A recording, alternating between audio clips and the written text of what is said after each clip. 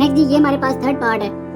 इसमें सबसे पहले 2-3 लाज यूज हो रहे हैं। आप देखिए सबसे पहले आप ये देखें कि यहाँ पर ये ऊपर कोई एक वैल्यू लिखी हुई है और नीचे भी एक लिखी हुई है। आप ये ना समझें 2-3 है, बस आप ये समझें एक वैल्यू ऊपर है और एक वैल्यू नीचे है। तो यहाँ पर आप क्वेश्चन लॉ अप्लाई कर देंगे।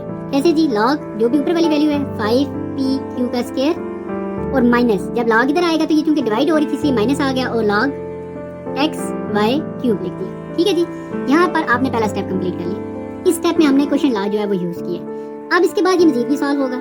अब यहाँ पर चीजें मल्टीप्लाई हो रही है। जब लॉग अलग अलग सब के साथ आएगा तो ये जो मल्टीप्लाई का साइन इनके बीच में ये चेंज हो जाएगा प्लस में। जब भी आपको कोई साइन नजर ना आए, आपस में चीजें ऐसे इकट्ठी लिखी हो तो वो आपस में मल्टीप्लाई हो रही होती है।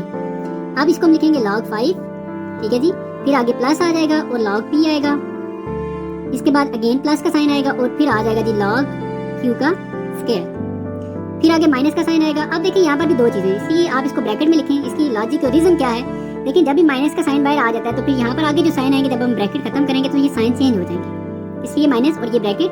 अब ये देखिए ये log x होगा और ये दोनों आपस में मल्टीप्लाई हो रहे थे, इसलिए यहाँ पर मल्टीप्लाई किस में चेंज हो जाएगा? प्लस में, और ये आ जाएगा जी log y क्यूब। ठीक हो गया जी।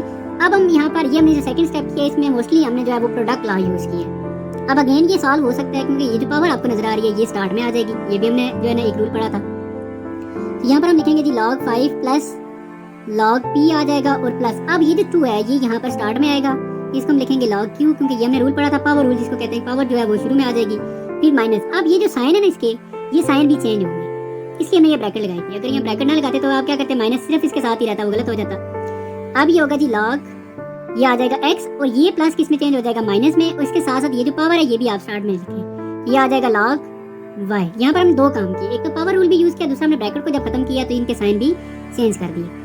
अब ये क्वेश्चन कंप्लीटली तौर पर जो है ये एक्सपेंड हो चुका है, इसको हमने इसमें एक्सपेंड कर दिया है, सॉल्व कर दिया है। इससे आगे ये मजीद एक्सपेंड नहीं हो सकता,